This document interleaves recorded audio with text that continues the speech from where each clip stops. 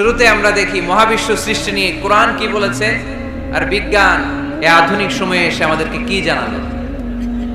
কোরআন আমাদের সামনে উপস্থাপন করেছে, আওয়ালাম ইয়ারাল্লাযীনা কাফারু আন্নাস সামাওয়াতি ওয়াল আরদা কানাতা রাতকান ফাফাতাকনাহুমা وجعلنا من الماء كل شيء حي أفلا يؤمنون সুবহানাল্লাহ।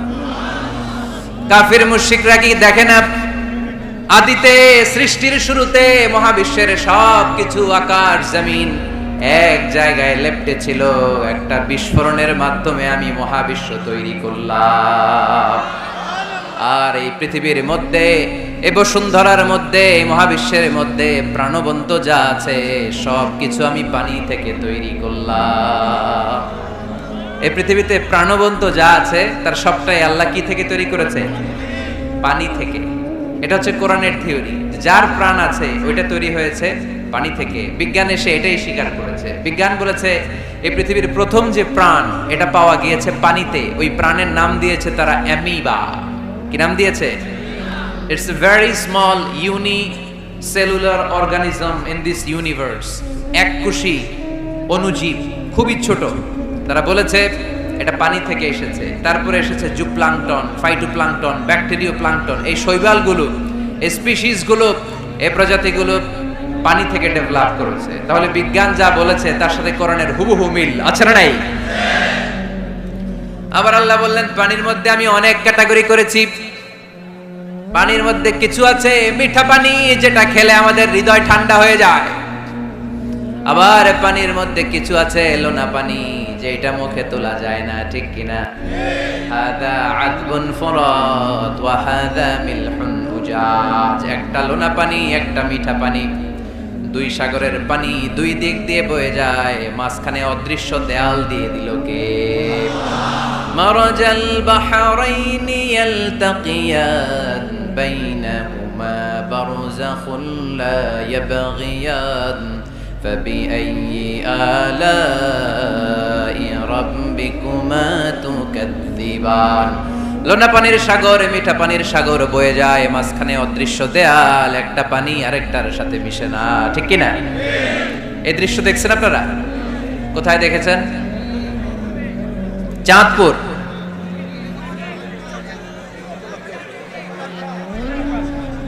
অনেক জায়গায় আছে, বাংলাদেশে আছে কয়েক জায়গায়, শীতলক্ষাতে আছে, আর শীতলক্ষায়, চাঁদপুরে। এরপরে আমি দেখে এসেছি নীল নদ আর লোহিত সাগরের পানি মিশে না। অবাক লাগে না? সুবহানাল্লাহ কইবেন না? একটা লবণাক্ত আর একটা মিঠা, দুইটাই তো পানি, মাঝখানে ব্যারিকেড দিল কে? আল্লাহু আকবার। কেন মিশে না? একটা পানির ডেনসিটি হাই আর একটা লো, একটা টেম্পারেচার হাই আর একটা লো। ফলে যদিও পানি, একটার সাথে আরেকটা মিশে না। এই কারিগরটা কে? তার মানে বিজ্ঞান যা বললো কোরআন হুবহু তাই বলেছে। একটা লোনা পানি আরেকটা মিঠা পানি, একটার সাথে আরেকটা মিশে না। আবার আমাদের এলাকাগুলোর ভেতরে, জেলাগুলোর ভেতরে, থানাগুলোর ভেতরে আল্লাহ লোনা পানির নদী দেয় নাই, ওইখানে দিয়েছে মিঠা পানির নদী। কারণ আমাদের এলাকার ভেতরে, গ্রামের ভেতরে লোনা পানির যদি নদী হতো, আমাদের গাছপালা একটাও টিকতো না, ঠিক কিনা? এই সুন্দর ফুল, সুন্দর ফল, মিঠা নদীর পানি, আল্লাহ তোমার মেহেরবানি। তুমি কতই দিলে রতন, ভাই বেরাদর পুত্র স্বজন, ক্ষুধা পেলে অন্য যুগাও মানি, চাই না মানি, আল্লাহ তোমার মেহেরবানি। সুন্দর ফুল, মিঠা নদীর পানি, আল্লাহ তোমার মেহেরবানি। আল্লাহু আকবার। খালাকা ফাসাওয়া কদ্দারা ফাহাদা। যেখানে যতটুকু পানির দরকার ততটুকু দিলেন। পেঁয়াজের ভেতরেও পানি দিলেন, রসুনের ভেতরেও পানি দিলেন, ক্ষীরার ভেতরেও পানি দিলেন, তরমুজের ভেতরেও পানি দিলেন, আবার ডাবের ভেতরেও পানি আছে না নাই? আন্না সাবাবনাল মাআ সাব্বা। যতটুকু ঢালা দরকার ততটুকু দিছে। আল্লাহু আকবার। পেঁয়াজের ভেতরে যতটুকু সিক্ততা, তরমুজের ভেতরে ততটুকু না, তরমুজের ভেতরে যতটুকু পানি আপেলের ভেতরে ততটুকু না, আবার আমড়ার ভেতরে যতটুকু পানি আমের ভেতরে ততটুকু না। সুবহানাল্লাহ। আন্না সাবাবনাল মা সাব্বা, এই পানিটা H2O, হাইড্রোজেনের দুইটা মলিকিউল আর অক্সিজেনের একটা মলিকিউল। কি আজীব কথা, দুইটাই গ্যাস, দুইটাই কি, কিন্তু দুই গ্যাস একসাথে মিলাইলে পানি হয়ে যায়। আল্লাহু আকবার। এজন্য আল্লাহ বললেন ওয়াজআলনা মিনাল মাই কুল্লা শাইইন হাই, পানি থেকে আমি প্রাণবন্ত সব কিছু বানালাম। এই পানির অপর নাম জীবন। আবার যদি পানি বেশি হয়ে যায় তখন মরণের সম্ভাবনা আছে না নাই? বন্যা এই দেশে হয় কি হয় না? কিছুদিন আগে উত্তরবঙ্গে বন্যা ছিল কি ছিল না?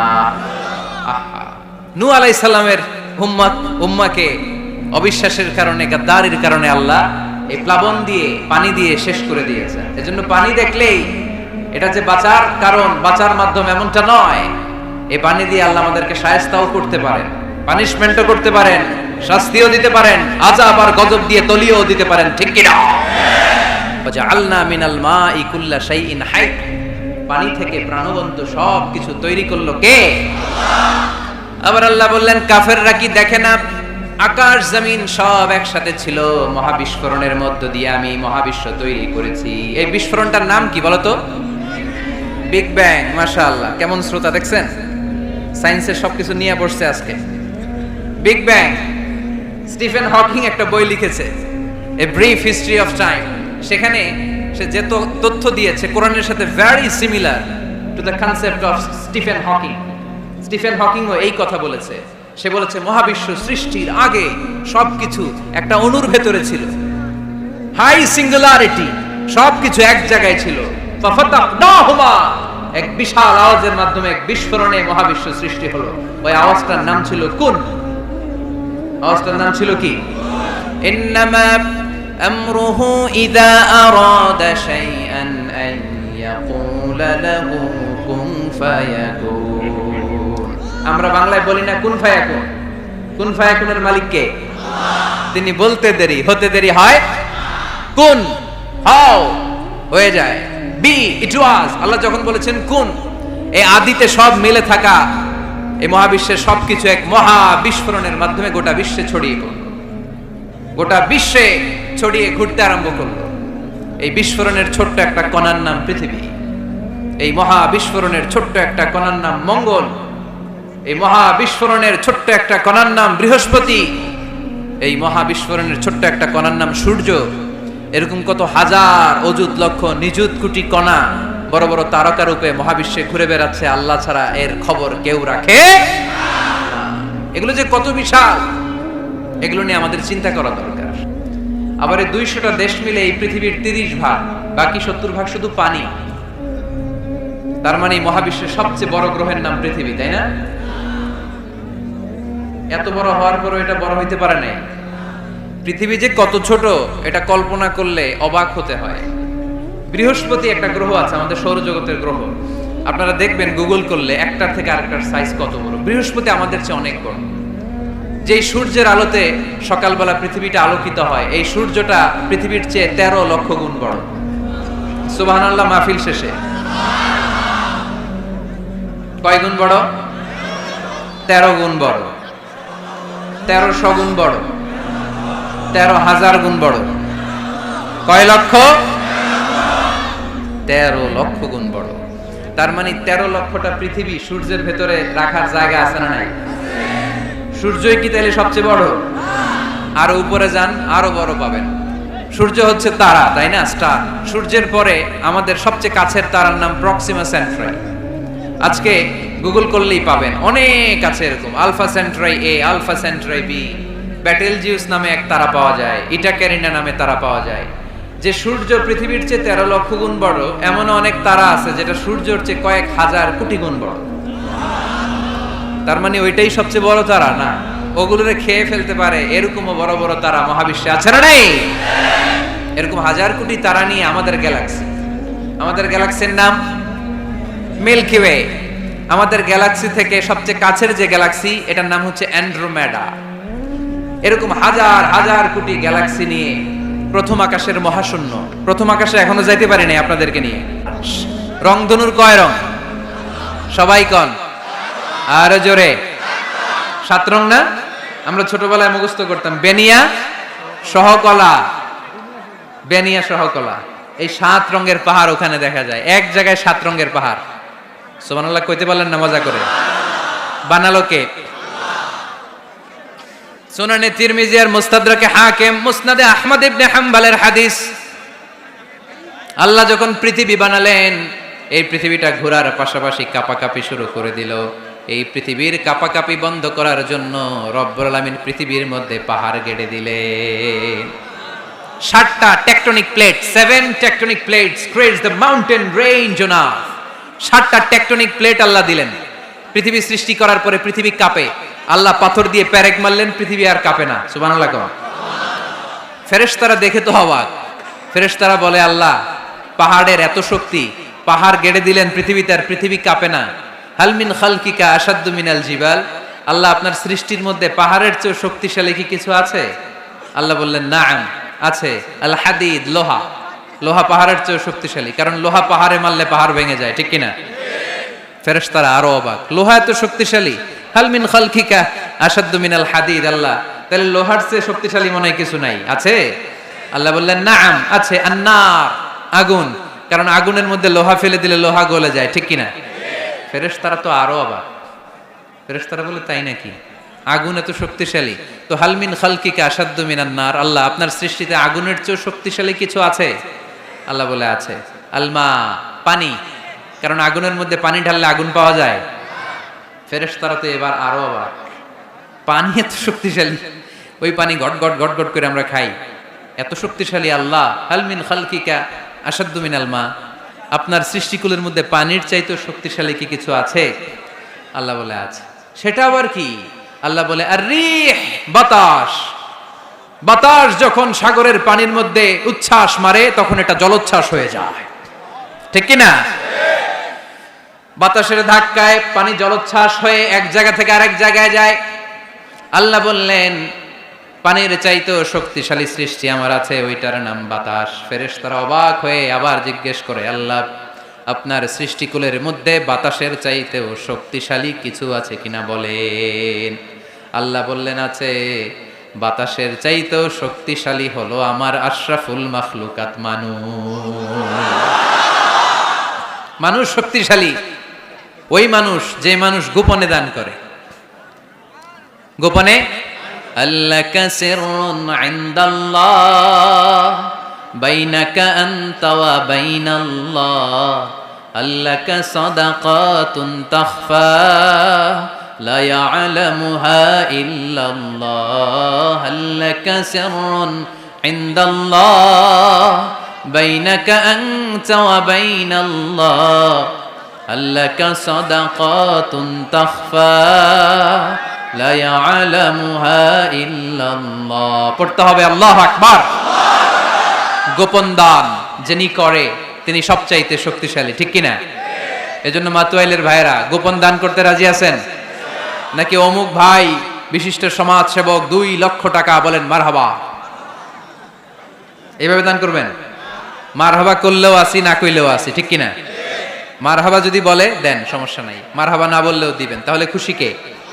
বেশি খুশি হয় যখন লুকায় লুকায় দেন, নাম না জানায় দেন। ওই দান আল্লাহ এমন ভাবে কবুল করে, ওই দানের কারণে 7 শ্রেণীর ব্যক্তিকে আল্লাহ আরশের নিচে ছায়া দিবে। যেদিন কোনো ছায়া পাওয়া যাবে না, ওই দিন ওই ব্যক্তিকে আল্লাহ টেনে আরশের ছায়ার নিচে বসিয়ে দিবে। তাহলে কোরআন পাহাড়ের কথা যা বলেছে, বিজ্ঞানে ওই কথা আছে না নাই? এরপর কোরআন বলেছে, আলাম তারা আন্নাল্লাহা ইউসজি সাহাবান সুম্মা ইউআল্লিফু বাইনাহু সুম্মা ইয়াজআলুহু রুকামান ফাতারাল ওয়াদকা ইয়াখরুজু মিন খিলালিহি। আল্লাহ সাগরের পানিগুলোরে তারায় মেঘ বানায়, আকাশে নেয়, বৃষ্টি নাজিল করে।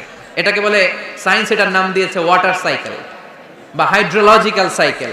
এটাই আল্লাহ কোরআনে এইভাবে বলেছে, আলাম তারা আন্নাল্লাহা ইউসজি সাহাবা, তোমরা কি দেখো না সূর্যের তাপে বাষ্প হয়ে, গ্যাস হয়ে পানিগুলো উপরে ওঠে। যারা বিমান দিয়ে ফ্লাই করেন, তারা বিমানের জানলার পাশে সিট পেলে দেখেন নাই কিভাবে মেঘমালাগুলো বিমানের সাথে খেলা করে? এগুলো তৈরি করছে কে? তার মানে কোরআন যা বলল বিজ্ঞান তাই বলে। সানশাইন, সূর্যের প্রখর তাপে পানিগুলো বাষ্প হয়ে উপরে যায়, ঘনীভূত হয়, কন্ডেনসেশন, কন্ডেন্সড হয়, ঘনীভূত হয়, মেঘমালা হয়। ওই মেঘ থেকে ঝিরি ঝিরি বৃষ্টি নাজিল করে কে? আমাদের ফসল খেতে গরু যদি খাইতে আসে আমরা তারাই না? আল্লাহ কয় তুই তোর ফসল ক্ষেত বাঁচানোর জন্য গরু তারাস, আমি তো আকাশে মেঘ তারাই।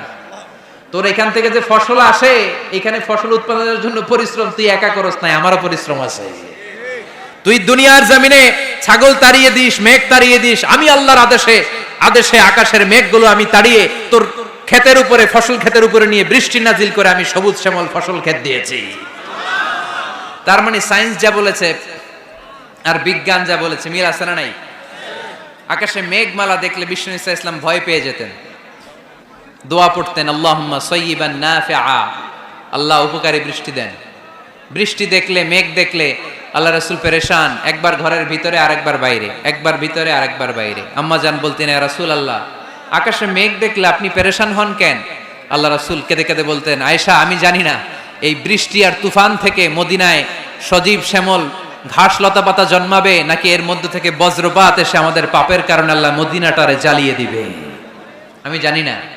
আমরাও যে আকাশে মেঘমালা দেখি, আমরা কি জানি এটা কি রহমতের মেঘ না আযাবের মেঘ? জানি আমরা? বিজ্ঞানে আর কোরআনে কোনো অমিল নেই, দ্বিমত নেই, সবই একরকম। কিছু কিছু ক্ষেত্রে যদি বিজ্ঞান অমিল পায়, দেন বিজ্ঞান should wait, science should wait unless they get their latest discoveries and invention, তাদের নতুন নতুন আবিষ্কারের জন্য অপেক্ষা করতে হবে। কারণ সায়েন্স প্রতিদিনই ইমপ্রুভ করে, ডেভেলপ করে। আজকে একটা পাইছে, কালকে আরেকটা পায়। আগে বলতো সূর্য ঘোরে, পৃথিবী ঘোরে না। এরপর বলতে শুরু করলো পৃথিবী ঘোরে, সূর্য ঘোরে না। এখন বলে সবই ঘুরে। এখন কি বলে? সবই ঘুরে। কিন্তু ১৫০০ বছর আগে আল্লাহ বলে দিয়েছেন, ওয়া কুল্লুম ফি ফালাকিন ইয়াসবাহুন, মহাকাশে যা আছে সবকিছুই ঘুরে বেড়াচ্ছে। চিল্লায় পড়ি আল্লাহু আকবার। এজন্য the science shouldn't jump to the conclusion that the Quranic information is wrong. কোরআনের তথ্য ভুল, এই কথা বলে যেন সায়েন্স ভুল না করে। কারণ সায়েন্সের অনেক কিছু এখনো আবিষ্কার হয়ে সারে নাই। একটা সময় চিকিৎসা বিজ্ঞানীরা বলতো ক্যান্সারের নাই কোনো অ্যান্সার, কিন্তু এখন আবার বলতেছে না, ক্যান্সারেরও অ্যান্সার খুঁজে পাওয়া যাচ্ছে, ঠিক কিনা? তাহলে বোঝা গেল সায়েন্সের সবচেয়ে ফাইনাল থিওরি হচ্ছে যে সায়েন্সের কোনো থিওরি ফাইনাল না। কথা বোঝেন নাই বোধহয়? সায়েন্সের ফাইনাল থিওরি হচ্ছে যে সায়েন্সের কোনো থিওরি ফাইনাল না। আর কোরআনের ফাইনাল থিওরি হচ্ছে যে কোরআন যেটাই বলেছে সেটাই ফাইনাল। চিল্লায় বলো ঠিক কিনা? যা শুনিয়েছে আমাদেরকে সবটাই ফাইনাল। তো এই জন্য কি কি মিল আছে, এরকম সাদৃশ্য অনেক খুঁজে পাওয়া যায়। আজকের এই রাতে এত লম্বা জোর আলোচনা সম্ভব হবে না। আমি কয়েকটা বিষয় নিয়ে একটু তোমাদেরকে বোঝানোর চেষ্টা করব যে এগুলোতে মিল খুঁজে পাওয়া যায়। যেমন কসমোলজির নাম তোমরা শুনেছো, কসমোলজির নাম শুনেছো না? সৃষ্টি তত্ত্ব, মহাবিশ্ব কি করে সৃষ্টি হলো, সায়েন্স যা বলেছে কোরআন তাই বলেছে। সুবহানাল্লাহ পড়ি। এমব্রিওলজি, যেটা নিয়ে আমার ছোটখাটো কিছু গবেষণা কর্ম আছে। ভ্রূণতত্ত্ব, মায়ের পেটে বাচ্চা কিভাবে ডেভেলপ করে, কোরআন যা বলেছে সায়েন্স তাই বলেছে। হিউম্যান অ্যানাটমি, মানুষের দেহের কার্যকারিতা কিভাবে কি কাজ করে, সায়েন্স যা বলেছে কোরআন তাই বলেছে। ফিজিক্স বলে একটা কথা আছে, পড়েছো না তোমরা? পদার্থবিদ্যা, সায়েন্স যা বলেছে কোরআন তাই বলেছে। জুলজি, প্রাণীবিদ্যা, প্রাণী নিয়ে কোরআনে অনেক কথা, সায়েন্স যা বলেছে কোরআন তাই বলেছে। সি সায়েন্স, সাগরের নিচে কি আছে, এই সিক্রেট অফ দ্য সি, এই আন্ডারগ্রাউন্ডে কি আছে, কোরআন যে তথ্য দিয়েছে সাইন বরাবর পুরোটাই স্বীকার করে নিয়েছে। চিল্লায় পড়ি সুবহানাল্লাহ।